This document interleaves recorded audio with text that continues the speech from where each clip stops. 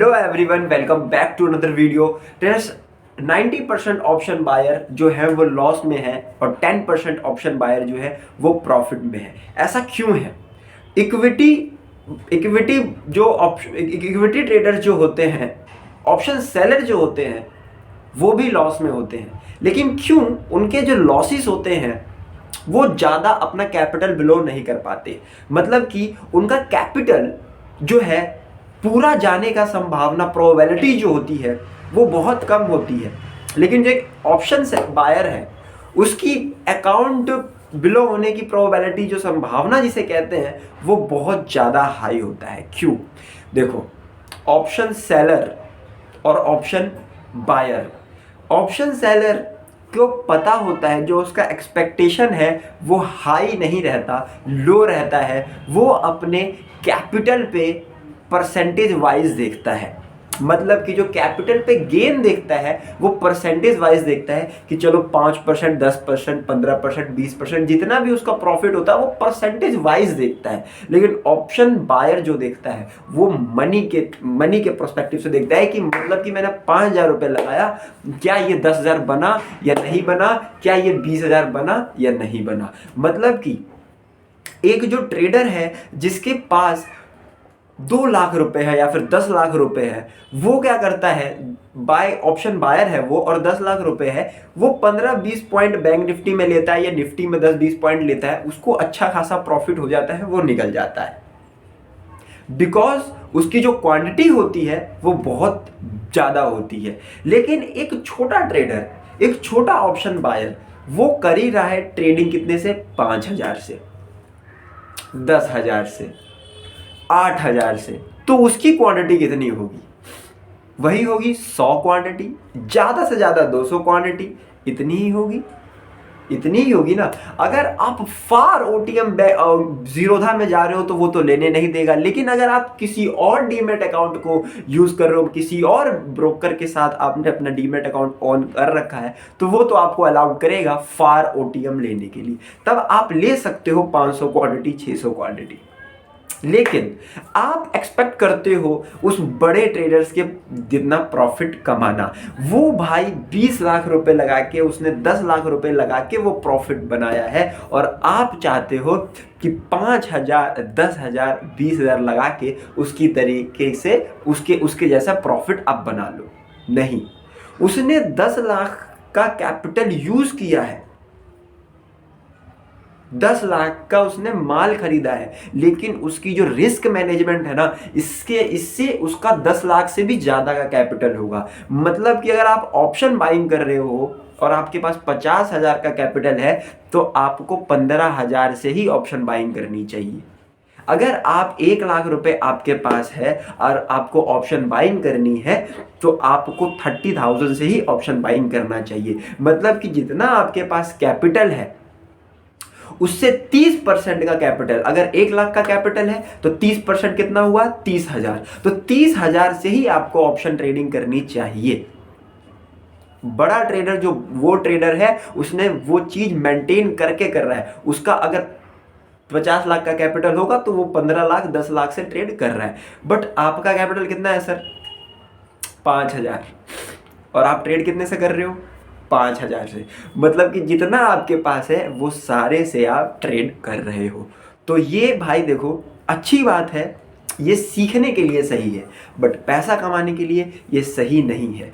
5,000 से, 10,000 से आप ट्रेडिंग नहीं कर सकते, उससे इनकम नहीं कर सकते। आप हाँ सीख सकते हो, समझ सकते हो मार्केट को। आपको सीखना मतलब समझ जाओगे आप मार्केट से, अगर रेगुलर आप उस चीज़ को करते हो तो। देखो यार, अगर आप ऑप्शन बायर हो तो सबसे पहले अपने एक्सपेक्टेशन को जो है वो थोड़ा सा कम कर दो। अगर आपका एक्सपेक्टेशन है कि मैं 5,000 से 10,000, 20,000 रुपये महीना कमाने लग जाऊंगा, तो इस एक्सपेक्टेशन को थोड़ा सा कम करो।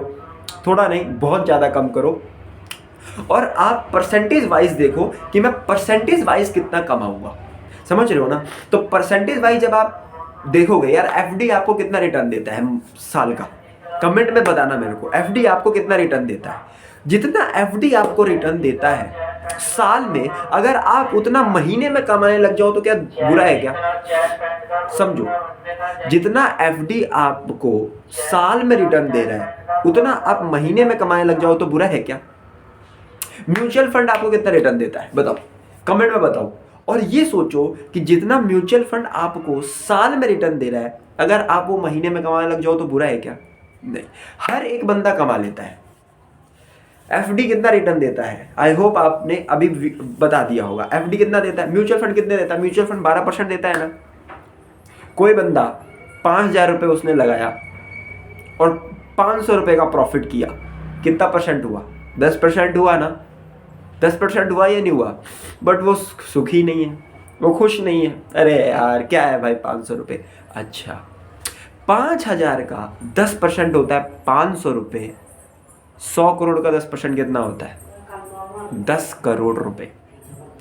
अगर आप अपने 5,000 के कैपिटल पे पूरे महीने ट्रेड करके 500 रुपये बना रहे हो और कंसिस्टेंसी से आपको बनाना आ गया 10%, 5,000 के कैपिटल पे 500 रुपये आप पूरे महीने ट्रेड करके बना रहे हो, सिर्फ मतलब 500 रुपये कमा रहे हो और कंसिस्टेंसी से 1 साल आपने कमा लिया तो आपको 10% बनाना आ गया। 500 रुपये बनाना नहीं आया, 10% बनाना आया। अब 10% चाहे वो 10 लाख का बनाओ, चाहे 100 करोड़ का बनाओ, चाहे 10 करोड़ का बनाओ। तो यहां पे जब आप इस तरीके से सोचोगे तब आप आगे बढ़ पाओगे और आपको इस तरीके से ही सोचना चाहिए। तो अभी प्रॉफिट्स को बिल्कुल भी मत देखो, अभी सिर्फ और सिर्फ आप इतना देखो कि मैं परसेंटेज वाइज कितना बना रहा हूं महीने का। 5% बना रहा हूं, 10% बना रहा हूं, 6% बना रहा हूं, 4% बना रहा हूं, बस बना रहा हूं। और जब लॉस होता है तो मैं कितने लॉस में जा रहा हूं? 5% लॉस में जा रहा हूं, 10% लॉस में जा रहा हूं, 20% लॉस में जा रहा हूं, ये देखो। तो जब आप इस तरीके से करोगे, देखो यार ट्रेडिंग इतनी आसान नहीं है कि आप सिर्फ और सिर्फ फ्री में डीमैट अकाउंट ओपन कर लो एंड फ्री में डीमैट अकाउंट ओपन करके आप ट्रेडिंग स्टार्ट कर दो और मंथ और मंथ पैसा कमाने लग जाओ। अगर इतना आसान होता तो लोग ट्रेडिंग को मतलब ज़्यादातर लोग ट्रेडिंग ही करते, जॉब नहीं करते। आपने वो जॉब जब ली थी, जब आप जॉब कर रहे हो तो आपने उसके लिए कितनी मेहनत की थी? बहुत मेहनत की थी ना। लेकिन क्या ट्रेडिंग के लिए आप कुछ कर रहे हो, मेहनत कर रहे हो? कुछ नहीं, बस आपने फ्री में डीमैट अकाउंट खुलवा लिया। फ्री में डीमैट अकाउंट खुलवाने के बाद आपने ट्रेडिंग स्टार्ट कर दी। तो क्या आप समझ रहे हो कुछ मैं जो क्या कहना चाह रहा हूँ? तो बस यार मेहनत करो, कुछ चार्ट्स देखो, रेगुलर 2 घंटे 3 घंटे चार्ट्स को देखो, चार्ट्स को समझो, सीखने पे ध्यान दो। एंड कोई भी अगर जिसको भी आप फॉलो करते हो उसके प्रॉफिट्स को ना देख के उसके लॉसेस को ज़्यादा देखो। क्यों? जब लॉस कर रहा है तो कितना लॉस कर रहा है? जब वो लॉस करता है तो छोटा लॉस करता है या बड़ा लॉस करता है? जब आप उसके लॉसेस को देखो यार, फेलियर से हमेशा सीखना चाहिए। जरूरी नहीं है कि आप अपनी गलती से ही सीखो, जरूरी नहीं है कि आप अपने अनुभव से ही सीखो। अपने अनुभव से तो आपको गारंटी सीखोगे ही सीखोगे, लेकिन अगर आपको टाइम बचाना है, आपको अगर अपना समय बचाना है तो यही चीज दूसरे के अनुभव से सीख लो, दूसरे के फेलियर से सीख लो। तो जब वो उसका लॉस हो रहा है तो उससे सीखो कि यार इसने लॉस किया। रेगुलर वीडियोस देख, अगर आप उसको फॉलो करोगे तो रेगुलर वीडियोस देखोगे, रेगुलर वीडियोस देख रहे हो तो यार इसने आज इतने का प्रॉफिट किया, वेल डन। अगले दिन इतने का लॉस किया तो इसका लॉस तो छोटा है यार। अगर वो प्रॉफिटेबल ट्रेडर होगा तो उसका लॉस जो होगा वो छोटा होगा, जब वो प्रॉफिट करेगा तो बड़ा प्रॉफिट करेगा। तो जब वो लॉस छोटा करेगा और बड़ा प्रॉफिट करेगा, तो जब आप इस चीज को समझ जाओगे कि मैं भी ऐसा सेम करूंगा कि जब मैं प्रॉफिट करूंगा तो बड़ा प्रॉफिट करूंगा और जब लॉस करूंगा तो छोटा लॉस करूंगा। इस तरीके से जब आप चीज़ों को सीखोगे, समझोगे, तब आप एक बेस्ट ट्रेडर बन पाओगे अगले 2 साल में, 3 साल में, अगर आप अभी स्टार्ट कर रहे हो तो। लेकिन अगर आपने पहले स्टार्ट कर रखा है तो हो सकता है आपको थोड़ा कम टाइम लगे। आई होप मैंने आपको जो भी चीज़ें बताई वो आपको अच्छा लगा और हो सकता है थोड़ा कोई चीज़ बुरी भी लगी हो, बट मैं आपसे माफ़ी चाहूँगा अगर कोई चीज़ मेरी बुरी लगी हो तो। और अगर अच्छा लगा तो लाइक शेयर सब्सक्राइब जरूर करना, और थोड़ा सा मेरा मोटिवेशन बढ़ाने के लिए आप जरूर कमेंट करना कि आपको कौन सा टॉपिक, जो मैंने ये सारी चीज़ें बताई, इनमें से कौन सा टॉपिक जो है आपको सबसे ज़्यादा मेन लगा कि आपको उस पर काम करना चाहिए।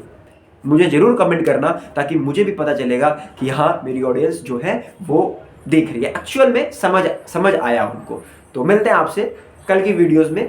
कल मार्केट खुलेगा तो कल अच्छे से ट्रेड करना। ये आज ही मत सोच के बैठना कि भाई अब कल प्रॉफिट करूंगा। मैं समझ रहा हूँ ये होता है, अगर आप रेगुलर ट्रेड कर रहे हो तो हर मन में होता है कि यार कल मार्केट खुलने वाला है ना, कल प्रॉफिट करूंगा, पक्का प्रॉफिट करूंगा। लेकिन ऐसा नहीं, अगर आप ये चीज़ लेकर चलोगे तो आपके मन में ये भी होना चाहिए कि कल हो सकता है लॉस भी हो जाए। जब लॉस होगा तो मैं पहले से ही प्रिपेयर हूँ। तो जब ये चीज़ें भी सोचोगे तब आप कल जो आप ट्रेड लोगे तो ऐसे जरूर लगाओगे। आप समझोगे कि इसमें लॉस भी हो सकता है, आप पहले से ही मान के चलोगे। तो ये चीज़ को सोचना एंड समझना। तो कल मार्केट खुलेगा, 3-4 दिन से जो है अच्छा खासा मूव नहीं दिया है, तो कल भी ज़्यादा एक्सपेक्टेशन नहीं है, बट हाँ थोड़ी बहुत एक्सपेक्टेशन है कि कल मूव दे दे। बट आने वाले समय में मूव देगा, ऐसी जरूरत ऐसा नहीं है कि मूव नहीं देगा, बट अभी आपको बच के रहना है। अभी आपको अपना कैपिटल बचा के रखना, मतलब कि अपना, जब हम क्रिकेट खेलते हैं ना तो विकेट बचा के रखते हैं ना, उसी तरीके से अभी आपको विकेट बचा के रखनी है। बिकॉज सामने वाला जो है बॉलर जो है वो तगड़ा आ रखा है, तो अभी मार्केट चौपी हो रखा है, तो विकेट बचा के रखो, कैपिटल बचा के रखो। जब कैपिटल सेफ रहेगा, विकेट सेफ रहेगी, जब ट्रेंडिंग मार्केट होगा, जब फुल टॉस बॉल मार्केट आएगा तो आप छक्का दे दोगे। तो चलो मिलते हैं आपसे कल की वीडियो में। With this thank you so much, bye.